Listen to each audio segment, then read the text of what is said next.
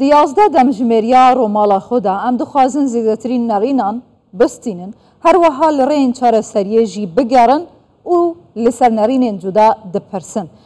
زیاتر جێ هێژە غەفور مەخموری سکرتێرە یەکێتیە نەتەوەیە دەموکراتە کوردستانê لە ستودیە میوانê min e hêja غەفور gelek bi xêratî serçava. Nerînek heye nizanim tu li ser wê çi dibêjî dibêjin hege ewlêr bêhêz bîtin bexda bihêz dibît û pêçewane. Ev rast e tu çawa dibînî؟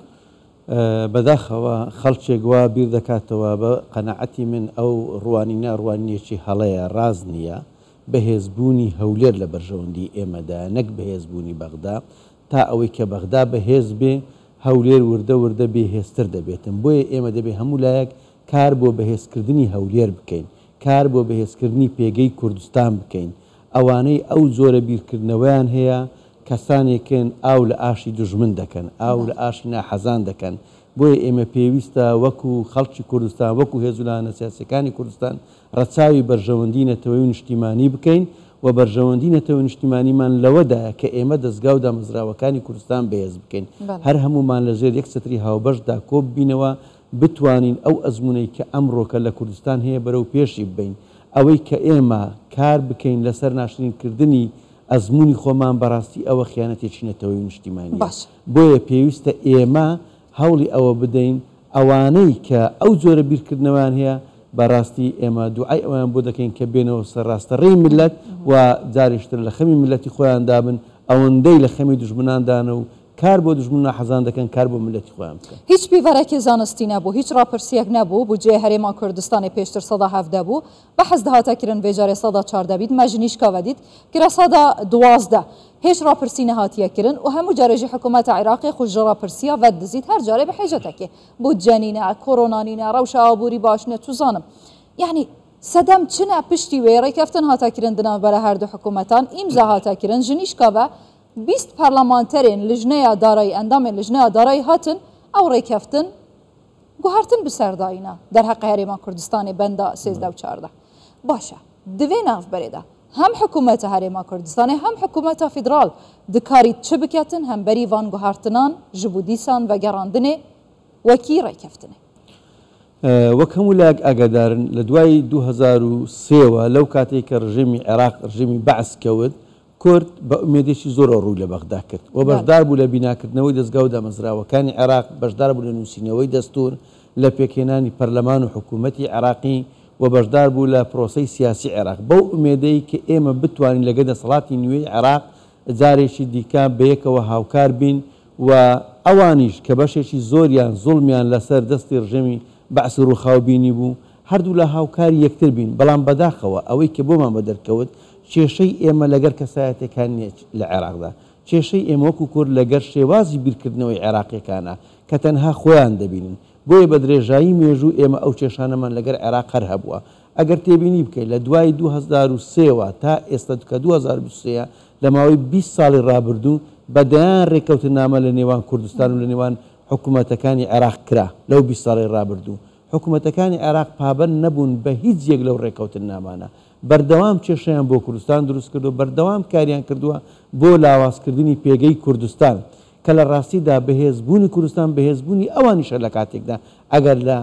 ڕوویەکی زانستیەوە لە ڕوویەکی سیاسیەوە تەمەشای بکەینێ بەڵام بەداخەوە وایان نەکردووە لە 2014ەوە تا ئێستاکە بودجەی کوردستانیان بڕیوە ئێستاش کە ناوە مەبلەغێکی بەسیط ڕەوان دەکەن تێری ئەوە ناکە کە بودجەی کوردستانی پێ بدرێتن بۆیە ئەوەی کە تێبینی دەکەین حکوومەتێک لە دوایەکانی عێراق لە 2023 تا ئێستاکە ئیلتیزامیان بە هیچ مادەیەکی دەستوریەوە نەکردووە بەرامبەر کوردستان بۆیە حکوومەتی کوردستان پێویستە هەوڵی ئەوە بداتن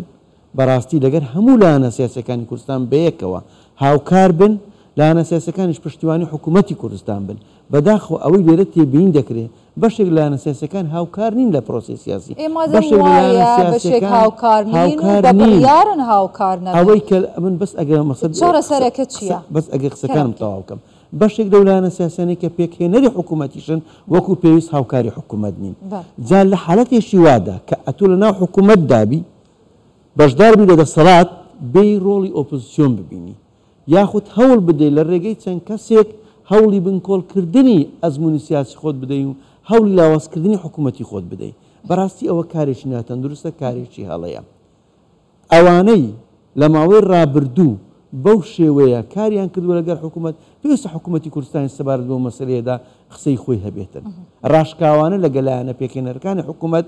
مووقیفی خۆی ئەلان بکاتن کە بەو شێوەیە ئێمە قبوڵمان نییە حکوومەتی کوردستان حکوومەتی هەموو خەڵک حکوومەتی هەموو خەڵکی کوردستان ڕاستە چەند لایەنێکی سیاسی ئێستا بەشدارن لە حکوومەت بەڵام ئێمە دەبی وای تەماشا بکەین کەەوە حکوومەتی گەلی کوردستان حکوومەتی ئەو ملەتەیە کە ئیدارەی ئەو ملەتە دەکاتن ڕخنە و گازەندەیشمان هەبێتن ڕوبەڕوو بە ئێمە لەگەر حکوومەت ڕخنەکانی خۆمان بگرین و هەوڵی پێشخستن و چارەسەرکردنی گرفتەکانی ناو حکوومەتیش بدەین نەک ئێمە پەنا بۆ بەغدا بین بۆ خەڵکی دیکە بین کە حکوومەتی خۆمان لاواز بکەین بۆ ئەوەدا ئەمن پێشنیاری ئەوە دەکەم کە سەرۆکایەتی ئەنجومەنی وەزیران کۆبوونەوەیەکی فراوان لەگەر تەواوی هێزولانە سیاسەکانی کوردستان بکاتن ئەو ڕێککەوتنامانەی کە لەگە بەغدا کراون بەغدا پێیوە ئیلتیزام نییە مشاورە لەگەلایەنە سیاسەکان هەبێتن بۆ ئەوەی ئێمە بەیەکەوە کارنامەیەکی هاوبەش دابنین و نەخشە ڕێگایەک دابنین بۆ دەربازبوون لەو کێشانەی کە هەن بۆ لایەنە سیاسەکانیش بەشداریەکیان هەبێتن لە بڕیاری سیاسی کوردستان بەوەدا ئێمە دەتوانین بەرەو کەنارێکی ئارام هەنگاو بنین و بەوەدا ئێمە دەتوانین ببینین کامە لایەنی سیاسی زیاتر لە خەمی پێشخستنی پرۆسی سیاسی کوردستاندایە و کامە لایەنی سیاسیش لەمپەر بۆ ئەو پێشخستنە دروست دەکاتن بۆیە ئێمە پێویستە هەموو لایەک هاوکاری حکوومەت بین حکوومەتیش ڕاوێژێکی نەتەوەی نیشتیمانی لەگە لایەنە سیاسیەکان ڕاوێژێکی کراوە بکاتەوە باشە هێژای غەفور ئەگەر بەو گۆڕانکاریانەی کە کراون لە مادەی 13 و 14 لە بودجێی گشتی عێراق بۆ 3 ساڵە یعنی ئەو کات حکوومەتی هەرێمی کوردستان کە ئەو حکوومەتە بەخۆی محەممەد شیع سوودانی لەسەر بنەمای ڕێککەوتن پێکهێنراوە دەتوانێت چی بکە ئایا تو چاوەڕێ دەکەی ڕیاکسۆنێکی هەواڕەت فعلێکی ئەوە هەبێ خۆی بکێشێتەوە لەو حکوومەتە یعنی چارەنووسی حکوومەتی محەممەد شیع سوودانی لەو کاتەدا چ دەبی ئەوەی کە جێگەی نیگەرانی بوو کە گۆڕانکاری لە مادەی 13 و 14 کرا بەڕێز سوودانی هیچ هەڵوێستێکی نەبوو هیچ ڕاگەیاندنێکی بڵاو نەکردەوە ینی هەڵوێستێک نیشان بداتن بۆی ئەوەی کە تێبینی کرا بەڕێز سوودانی ڕاستە ڕێککەوتنیش لەگە کوردستان کردووە لەگە حکوومەتی کوردستان پابەندی ئەو ڕێککەوتنیە تا ئێستاکەش و لە هەموو ڕێککەوتنەکانی پێشترش پابەند بووە بەڵام کە ئەو گۆڕانکاری نەکرا بەڕێز سوودانی هەڵوێستێکی نیشان نەدا سەرۆکایەتی کۆمار هەڵوێستی نیشان نەدا سەرۆکایەتی پەرلەمان هەڵوێستی نیشان نەدا لەوەدا ئێمە پێویستیمان بەوەیە ئەو ڕێککەوتنامانەی کە دەکرێت هەردوو لا پێوە پابند بین نەک پابندی لای کوردستانەوە هەبێ لای عێراقیەکان نەبێتن بەڵام لێرەدا ئەگە تێبینی بکەی ئەو گۆڕانکارانەی کە ئەنجام درابوون بۆ ئەوە بوو کە حکوومەتی کوردستان تا بە شێوەیەک لە شێوەکان هەڵبۆشێنەوە بێدەسەڵاتی بکەن کارکەناری بکەن چونکە لە حالەتێکدا ئەگەر بەغدا پارێزگارە کە ڕازی نەبوو ڕاستەوخۆ بودجە بۆ ئەوێدا بنێریتن لێرەدا ینی کواسیادەی حکوومەتی هەرێمی کوردستان دەمینێتن لێرەدا هەوڵی دوولەتکردنی کوردستان دەدێتن لە ڕێگەی پرۆسەیەکی ئابووری بۆیە بەڕاستی ئەو گۆڕانکارانەی کە کران گۆڕانکاری زۆر هەڕەشە ئامێزم بۆ سەر کوردستان باش بوو زوو حکوومەتی کوردستان و بەشێک لە پەرلەمانتارانی کورد لە بەغدا بەخۆ کەوتن دژی ئەو مەسلەیە هەڵوێستیان وەرگرت بەشێک لایەنە سیاسیەکان هەڵوێستیان وەرگرت و دژی ئەو گۆڕانکارە وەستانەوە بەڵام دەبوا سوودانیش سەبارەت بۆ مەسلەی هەڵوێستێکی باشە ئەوە لەسەر ئاستی نافخۆتە گوتی یەکگرتن یەک ڕێزی زۆر گرنگە گفتوگو گرنگە لەگەڵ حکوومەتە عێراقی لەسەر ئاستی ناودەوڵەتی ئەقلیمی حکوومەتە هەرێما کوردستانی دەرحەقی پێش ئلکردناوان هەموو ڕێککەوتن و مادەیەن دەستوری دکاری چ بکات بکورتاسی ئێمە بەڕاستی پێویستیمان بەوە هەیە کە بۆردێکی دیبلۆماسی نەتەوەی نیشتیمانیمان هەبێتن و پشتیوانی لە حکوومەتی کوردستان بکاتن ئەو هەموو خروقاتی حکوومەتی عێراق دەیکاتن هەمووی بە ئەرشیف بکە بیگەێنتە هەموو ناوەندە نێودەوڵەتیەکان ئەگەر تێبینی بکەین ئێمە لەلایەن حکوومەتی عێراقیەوە زۆر زوڵممان لێ دەکرێت و بەشێک لەلایەنی ناوخۆش هاوکارن لەو زوڵمەی کە لە خەڵکی کوردستان دەکرێتن من نمونەیەکتان پێ بڵێم لە ماوەی ڕابردوو چەندین مادەی دەستوری هەبوو حکوومەتی عێراق پێوە پەیوەست نەبووە بەڵام یەک لایەنی سیاسی یەک کەسایەتی نەچووە داوایەک لە محکەمەی اتحادی تۆمار بکاتن بۆ مادەی 140 جێبەجێ نەکرا بۆ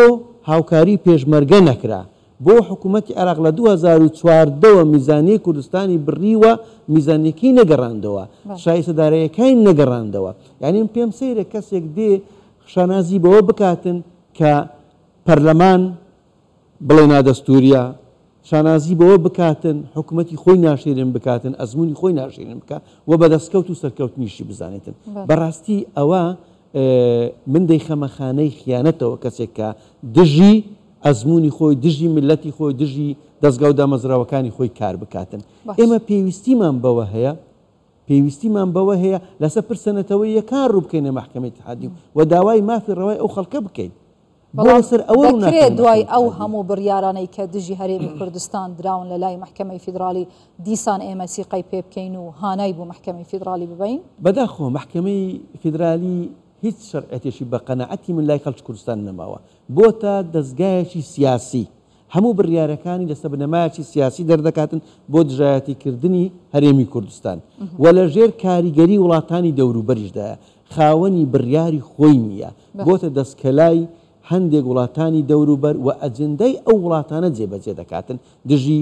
هەرێمی کوردستان و دژی حکوومەت و پەرلەمانی کوردستان لە ماوەی ڕابردوو ئێمە بینیمان